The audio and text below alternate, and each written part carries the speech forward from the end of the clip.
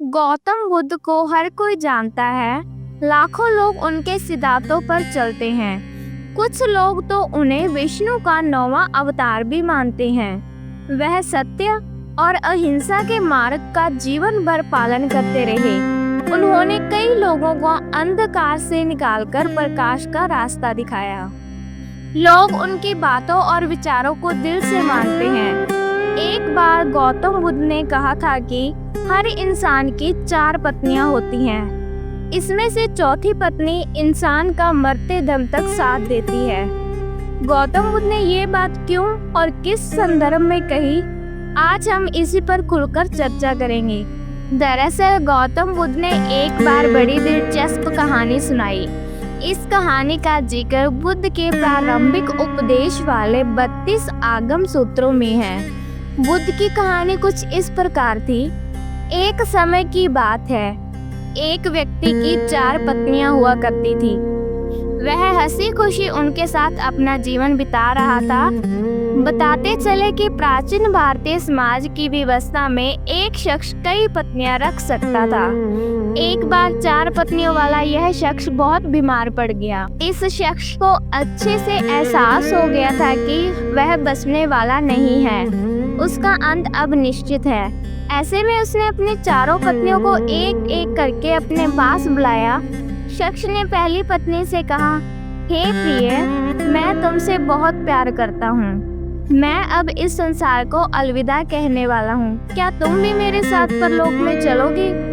पहली पत्नी ने कहा, प्यार तो मैं भी आपसे बहुत करती हूँ, लेकिन आपके साथ नहीं जा सकती। आपके मृत्यु के बाद हमारी राहें अलग हो जाएंगी। अब शख्स ने दूसरी पत्नी को बुलाकर उसे अपने साथ चलने को कहा, लेकिन दूसरी पत्नी ने यह कहकर पल्ला झाड़ दिया कि वह अपने गृहस्थ जीवन में इतनी उलझी हुई है कि आपके साथ नहीं जा पाएगी।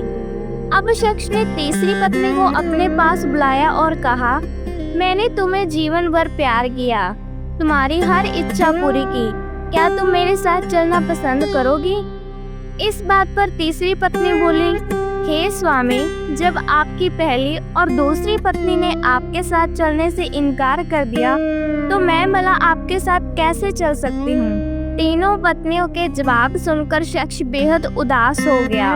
उसकी चौथी पत्नी को बुलाने की हिम्मत नहीं हुई। दरअसल वह चौथी पत्नी को बहुत कम प्यार करता था और उसे अपनी दासी बनाकर रखता था। ऐसे में उसे विश्वास था कि चौथी पत्नी भी उसके साथ चलने को मना कर देगी। लेकिन जब उसने चौथी पत्नी को बुलाकर अपने साथ जाने के लिए पूछा, तो उसके जवाब ने चौंका दिया। चौथी पत्नी ने अपने पति का साथ जाने का प्रस्ताव तुरंत स्वीकार कर लिया। उसने कहा, मैं आपके साथ जरूर जाऊंगी। मैं आपके साथ रहने के लिए दृढ़ संकल्पित हूँ। आपका साथ कभी नहीं छोड़ूंगी। आपके साथ अंतिम समय तक रहूंगी। कौन है ये 4 पत्नियां? इस कहानी को खत्म करते हुए बुद्ध ने अंतिम में इसका सार बताया। कहा, हर इंसान की 4 पत्नियां या पति होते हैं। इन सब का अपना एक खास मतलब होता है।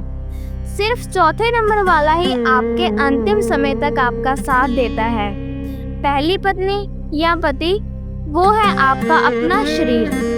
आप इससे कितना भी प्रेम कर लें, कितना ही इसका ख्याल रख लें, मृत्यु के समय ये आपका साथ छोड़ ही देता है। आपकी दूसरी पत्नी या पति आपका भाग्य है।